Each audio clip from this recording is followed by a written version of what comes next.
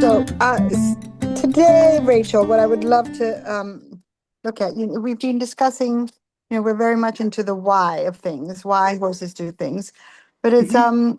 I think we've both realized that obviously people want to know how to fix it. And I Mhm. was wondering maybe today we could talk a little bit about why things happen, just briefly and not in depth like we usually do, and then give a couple of suggestions on how to address those issues. Sure, sure, sure. Why not? Yeah. Why not? Does that sound like a good plan to you? So I've made a It little is. list here. And I thought what would be really like a fun exercise is if I read it out to you and then you could give an answer like the main reason I know everything, we don't have context, right? So Hmm. but like the main reason that might be happening. And we're just going to do the whys, right? Because I'm not sure it's going to happen this way, but I have the feeling something really interesting is going to happen. Okay, but I'd like to see if it Okay. happens. Okay, so Right. I'll just start. I'll start reading through the list that I Hmm. have here. There's about, I think I have about 12 or something. Just without thinking about it too much, and then we can play the game the other way around. But I think it will be really interesting for our members the outcome of this. Okay. So my horse, sorry, and I chose these throughout the week. I was picking up things that people ask for help with in Facebook groups. Yeah. So these are the ones that come up oops, the ones that come up most often. My Hmm. horse plants. Why? Okay. Usually a horse will plant when they are dysregulated, so their mind and body are not connected Why?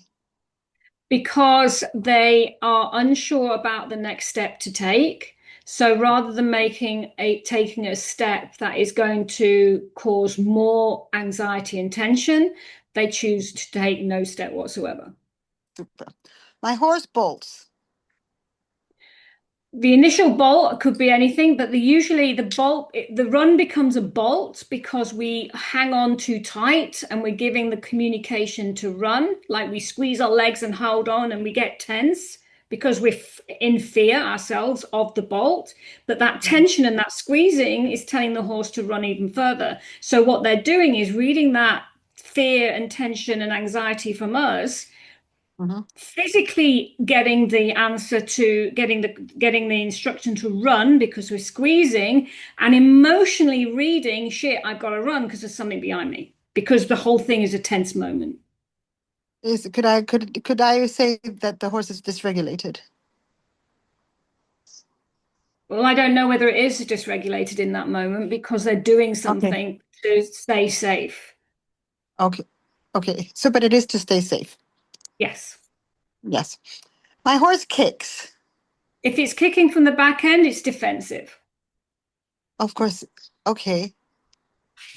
And why would it be feeling that it needs to defend itself? Well, it depends what you're doing at the time. If you're doing Okay. something that is creating stress and tension, a lot of it happens particularly when they're tied up and Mhm, we are trying to pick their back feet up. Some horses mhm, will kick out when we're doing that. And quite a lot of that is mhm. because they're tied up, they can't move, they can't escape, so they have to defend themselves, so they will kick out. Excellent. Could it be because they're not feeling safe? Um, Because they're tied up and they can't move? Yeah, they can't move. They can't escape the pressure that you're putting on them. And they can't, Mhm. yes. So just, I know where you're going with this. Got my drift. My Yeah. horse bites. Um, well, it could be again, but okay, biting is aggression, not Okay. defensive. So any Okay. normally a general rule, back end Yeah. communication from a horse is usually Yeah. defensive.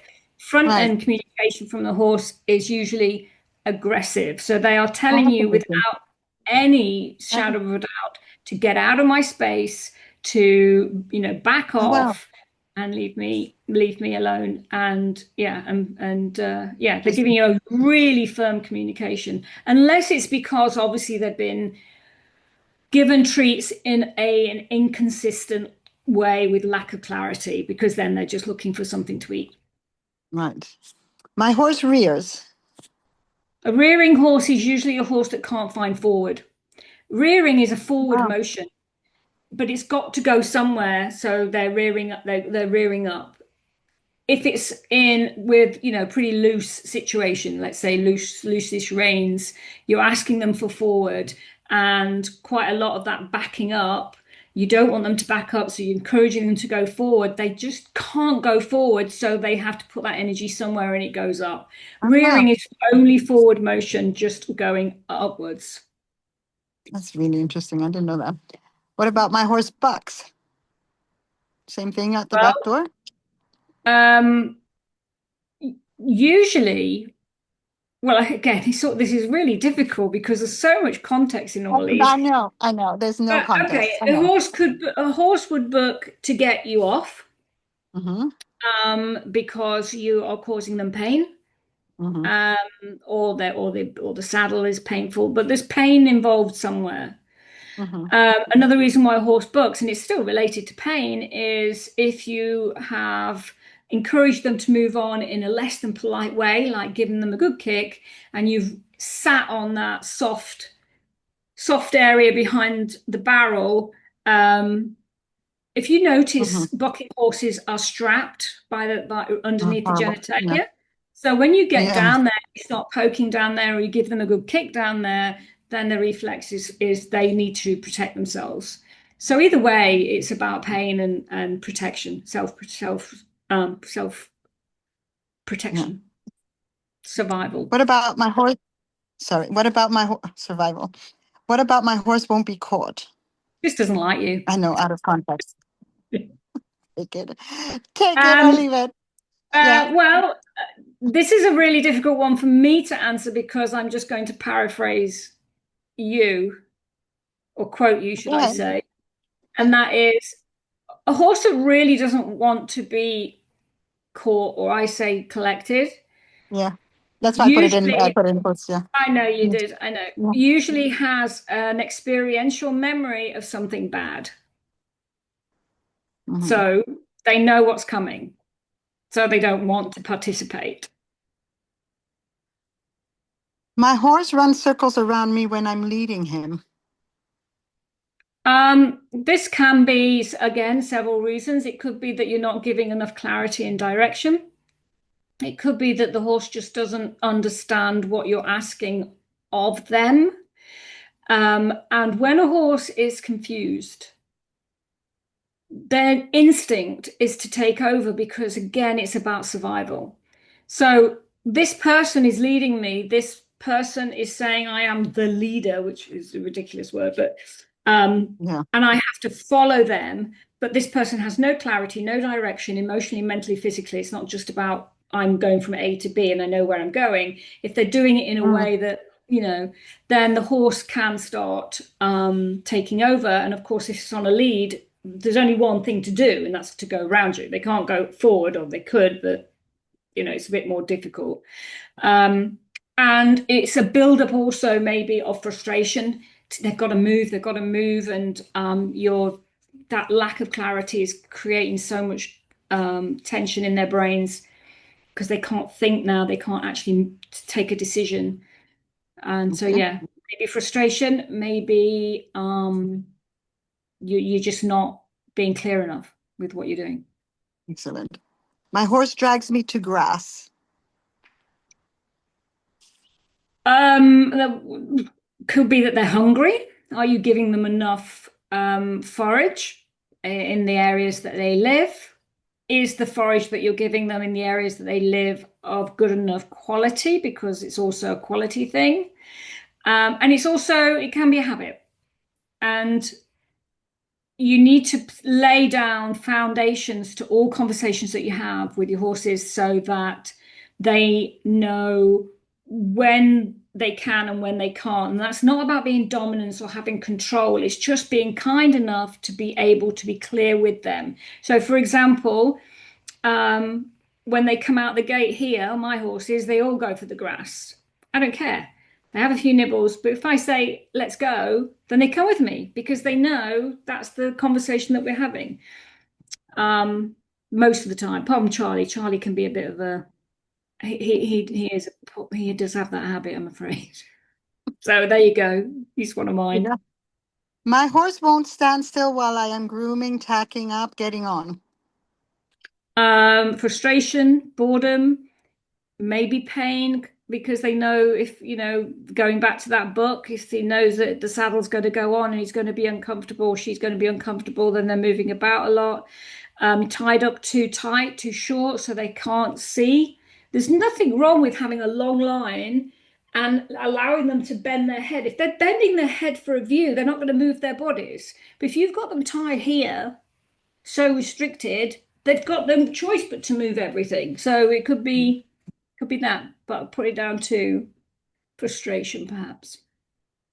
My horse opens his mouth when I'm riding. Then ride bitless, if you've got a bit. That was for the how bit. The why bit is because it hurts. Yeah, because it hurts. Sorry. Yeah. Sorry, Why? yeah. Because, yeah, usually because it hurts. Usually there's something wrong. Check Yeah, the teeth, absolutely. make sure that they've got a relaxed poll, and release the hyoid and all those weird and wonderful things. But I would recommend going bitless. So this is one that is asked a lot. I don't think there is a why to this because I don't believe in it itself. But let's see what you say. My horse is stubborn. There is no such thing as a Stubborn. stubborn horse. We have the same answer. My Yeah. horse is spooky. Then it is um, a horse. It's usually because they have a lack of understanding of the environment. They haven't had enough experience. They are hot-wired to spook. It's their default for protection to go, and a spook is flight. Okay, so spooky is mental, emotional, and physical flight state. So we need to get them comfortable in the environment, in their domestic environment, and ensure that they are aware and understand the parts of the conversations that they need to understand to be able to have a good chance of surviving domestic life. Excellent. That was a why with the how. That was wonderful. My horse is on edge. What does that mean? Well, I suppose that's spooky and all of Mm, that. Yeah. mm, mm. Yeah, and that was, hold on, my list just disappeared. There, that's it. So those, now, these are the things that I found the most. When I love listening to you because you do go into details that I hadn't even thought about. If I listen to you, there is, would you say, would it be fair to say there is a, like a common thread, protection, not feeling safe, defensiveness, aggressiveness, not feeling safe, protection, flight, Goodbye. hardwired. They're hardwired to do all these things, aren't they? This is what they're Yes, supposed to be doing. absolutely. This is, so all these things that we don't want our horses to do are all things, would you agree that they're hardwired to do for survival? Absolutely. You know? Absolutely. And I think so really there's only one thing we need to fix. And that's what when I was writing the list, and I started thinking what the answers would be from me. So there's just this common thread.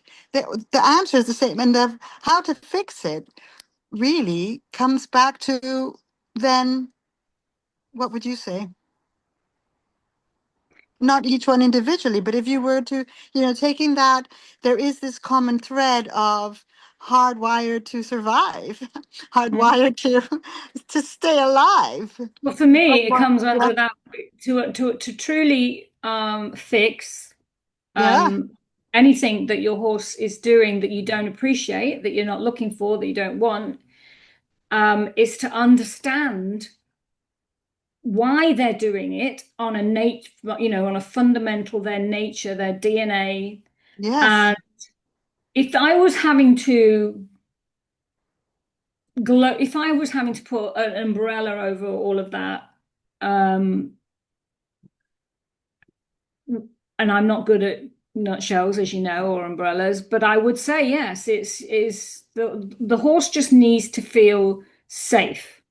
safe in their body, safe in their mind, safe in their emotions. And what does that mean? It means understanding what makes them feel unsafe particularly in a domestic environment, because it's not the same as feral horses. I've studied feral and wild horses a lot, and you can't bring 100% of that into the domestic, because everybody's domestic situation is different. So, my horses have this life, your horses have their life, somebody else horse has a different life. And within that, the way that they are going to cope with that, they will always, without exception, default to survival. And that could be something very tiny, or it could be a massive, great spook, flight, fight situation. But it's about that. It's fascinating. And there are books and books and books written about all these training techniques that we could use. And I love to say, to fix our problem, that don't fix the horse's problem. Absolutely. Yeah. Absolutely. So, so if we were to answer, how can we fix these? I love to go back to your list. You have a list, and I would maybe love to talk about that next time we have a Let's Talk About. A list of what your horse what tools your horse needs to have in its kit to survive domestic life in a way that he feels safe. He, she, it, they feel safe. Yeah. Well, there's the basic ones. Obviously, they need movement, they need herd members, they need the right appropriate diet and stuff. But the biggest thing your horse needs to be able to survive domestic life and give you what you want, like, I want to ride my horses, etc. It's not like I want just to pet them. I mean, I love petting them, obviously. Is to make it into is to put that relationship first, to understand your horse as a horse, not as a pet, not as a dog, not as a best friend, but as a horse. Because you can have as much matchy shit as you like, but if you do not understand why your horse fundamentally by nature is doing what they're doing, then you're always going to be falling short for their needs and for your desires. Beautiful. Beautifully said. That is the best nutshell I've ever heard you say. For their needs and for our desires. I think we'll leave that at that for our members this week. That was absolutely brilliant. Thank you so much, Rachel. Thank you. See you soon. Bye.